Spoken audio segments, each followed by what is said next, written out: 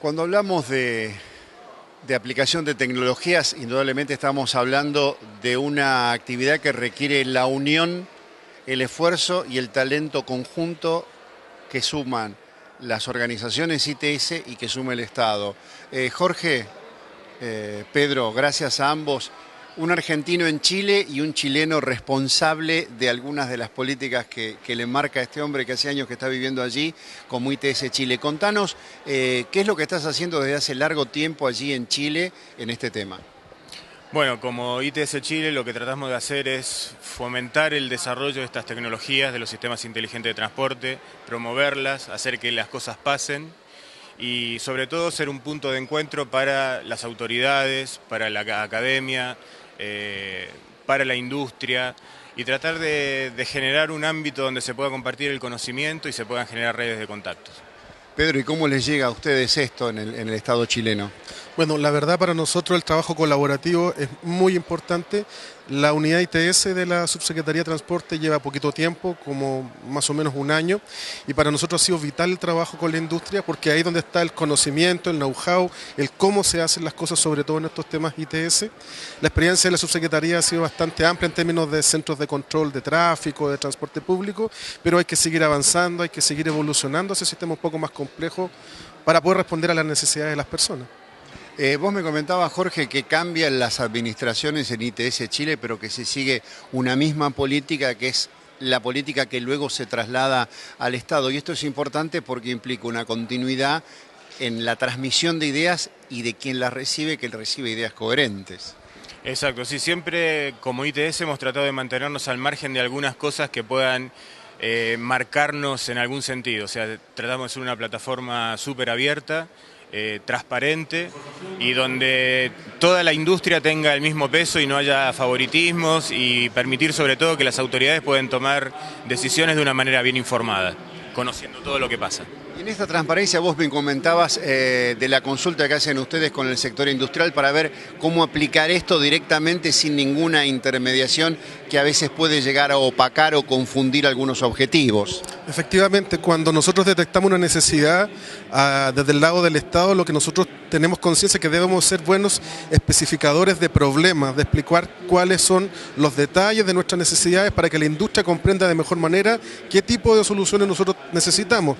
Y hay una herramienta dentro del aparato administrativo en Chile que se llama Consulta a la Industria, donde uno abiertamente manifiesta su necesidad y recibe las diferentes propuestas de soluciones que la industria puede ofrecer para después con esa información poder armar una licitación mucho más formal donde ya las industrias participen también formalmente de estos concursos públicos. Jorge, ¿cuáles son las ideas que han recibido de ustedes y de qué manera estas ideas están empezando a verse en la práctica? Porque uno siempre mira esto y parece un poco como abstracto. Bueno, ¿qué es lo que está bajando a la realidad? Bueno, yo creo que sobre todo una de las cosas que se están bajando a la realidad es que tenemos que anteponer el beneficio común, el bien común, lo que necesita la gente, cómo mejorar la movilidad a las tecnologías. Pues normalmente en nuestro ambiente se suele privilegiar la tecnología por la tecnología en sí. En cambio, yo creo que una de las cosas que hemos aprendido y que hemos sabido transmitir también es que las tecnologías permiten resolver un problema. Si no identificamos el problema, no vamos a poder seleccionar la tecnología adecuada. Me comentabas que uno de los requerimientos que tienen ustedes es la ejecutividad, o sea, no trasladar los proyectos en el tiempo, sino concretarlos, y que algo así están haciendo ahora en Puerto Montt. Efectivamente, la idea de que uno puede desarrollar planes a largo plazo, pero con pasos concretos en el corto plazo. Nosotros ya nos exigen que dentro de los 6 meses deberíamos tener resultados o los primeros resultados de proyecto. Puerto Montt nosotros en Chile lo definimos como la ciudad tecnológica, una ciudad piloto.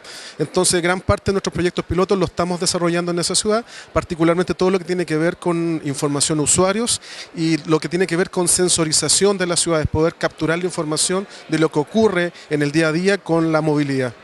Digamos entonces que una tarea conjunta con un objetivo común y que está funcionando. Así es, así es. Afortunadamente en esta administración hay una sensibilidad especial, diría yo, por todos los temas tecnológicos y por la movilidad de los ciudadanos. Así que nosotros encantados de poder colaborar en algo para que pasen las cosas. Y bueno, y este Puerto Montt se puede convertir en la réplica para el resto del territorio chileno. Efectivamente, la idea es que con proyectos pilotos de menor escala, en ámbitos mucho más controlados y con autoridad bastante motivada en el tema, se trasladan después estos proyectos pilotos a otras ciudades para poder, ¿no es cierto?, ampliar estos conceptos y seguir enriqueciendo la experiencia que se obtuvo desde el proyecto piloto. Y así vamos avanzando en la implementación de estos sistemas tecnológicos. Gracias a ambos, muy amables.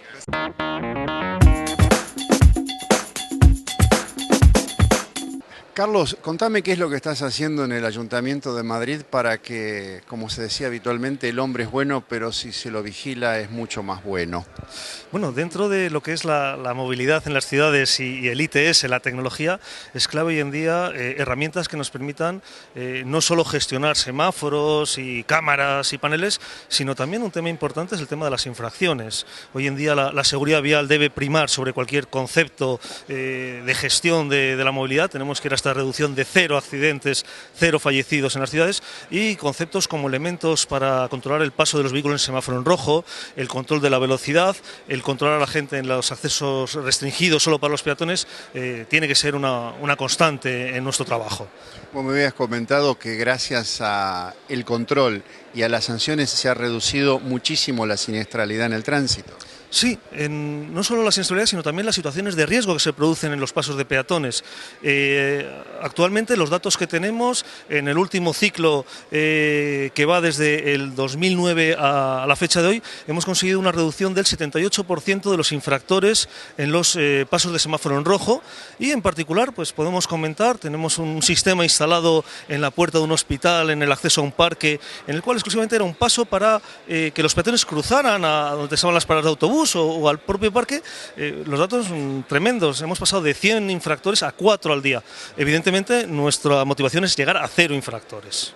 Digamos que ustedes han logrado de alguna manera canalizar el factor humano a través de un control del mismo. Bueno, dentro de eso podríamos decirlo así, pero lo que evidentemente va todo acompañado de una política de educación, de una señalización previa, de una información. O sea, no son elementos en los cuales nosotros vayamos a recaudar y buscar, digamos, una ganancia económica, sino que buscamos es una ganancia para la ciudad desde el punto de vista de hacer una ciudad más amigable, las velocidades de crecerlas en aquellas zonas en las cuales se habían detectado velocidades excesivamente altas con un gran riesgo para todos los usuarios de la vía, no solo el conductor, sino evidentemente el peatón, el ciclista, el usuario del transporte público. Y en eso vamos enfocados. Alguien comentaba que la asignación de recursos y de presupuestos para este tipo de actividad a veces es vista como un gasto. Y vos estás comentando lo contrario, que no es un gasto, sino tiene que ver con lo que es el desarrollo de una mejor calidad de vida y el salvar estas vidas. ¿Cómo responde el poder político, la decisión política a tenemos que invertir en esto? Pues de una forma, digamos, realmente sorprendente. O sea, la reacción no es vamos a colocar más equipos para recaudar o quitemos estos equipos a unas zonas en las cuales podamos recaudar más, sino al contrario, lo que van buscando son más situaciones como esta que comentaba de al lado del hospital, con unas reducciones drásticas de infractores, que evidentemente con 4 infractores al día no es rentable los equipos. O sea, no se busca la rentabilidad económica, sino el objetivo es la rentabilidad para la sociedad, la rentabilidad para la ciudad, de evitar esas situaciones de riesgo y hacer una más ciudad, como decimos. Y además lo importante es que esto se conviertan en políticas de Estado que nadie discuta, sino que cada uno que venga le ponga un acento más sobre la misma, ¿no? No, en ese sentido es evidente. O sea, digamos, esos granitos que vamos haciendo los ayuntamientos, aquí les llaman municipalidades, debería ser una labor general de los estados, en los cuales nos marquen las pautas y establezcan esos criterios de dónde colocar estos equipos, por qué colocarlos, para que en un momento dado no nos veamos, llamemos, apuntados con el dedo de por qué los colocamos, por qué motivo, que si es recaudatorio. Evidentemente sería importante un buen marco para evitar estas situaciones y que toda la ciudadanía lo entienda.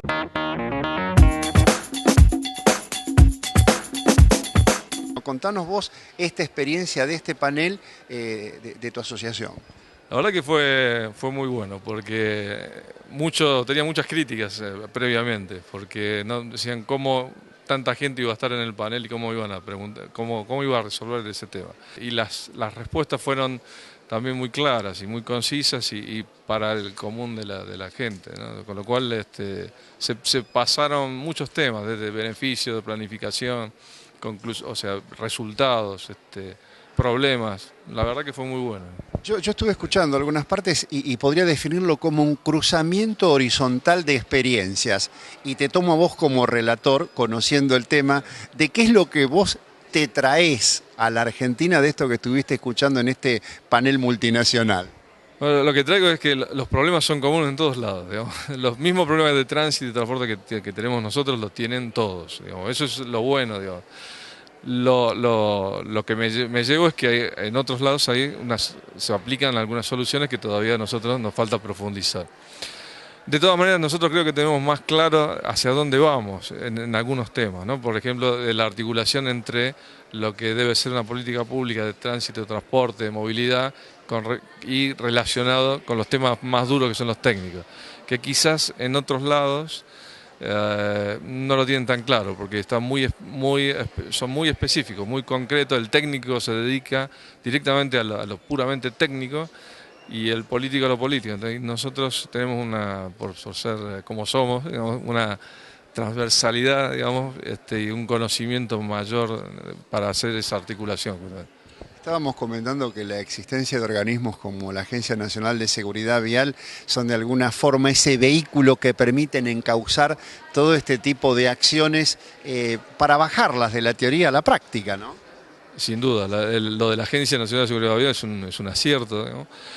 Pero también hay que profundizar en su articulación con los demás ministerios, con los demás entes gubernamentales, con las demás áreas jurisdiccionales, digamos, y un tema que nos falta aún profundizar mucho más, que es el tema del uso de la tecnología inteligente. Si bien es el área mía, pero el uso de tecnología inteligente todavía estamos en pañales. ¿Y por qué esa restricción que algunos dicen que tiene que ver con que cuando se hace una gran obra no se incluye dentro del presupuesto, o alguno dice que la cifra desconectada de la infraestructura parece cara? Es que es así, o sea, nosotros decimos que la tecnología y estos sistemas inteligentes de transporte tienen que estar desde la planificación. Y tal es así que lo dijimos en el año 2009 en el Congreso de Vialidad y Tránsito, y Nelson Periotti es uno de los que escuchó ese tema, y por eso se creó la unidad de ITS dentro de Vialidad Nacional y del órgano de control de concesiones viales. Eso fue un acierto, porque se cree en la tecnología para el beneficio de la sociedad, en tanto calidad de vida como el tema de bienestar.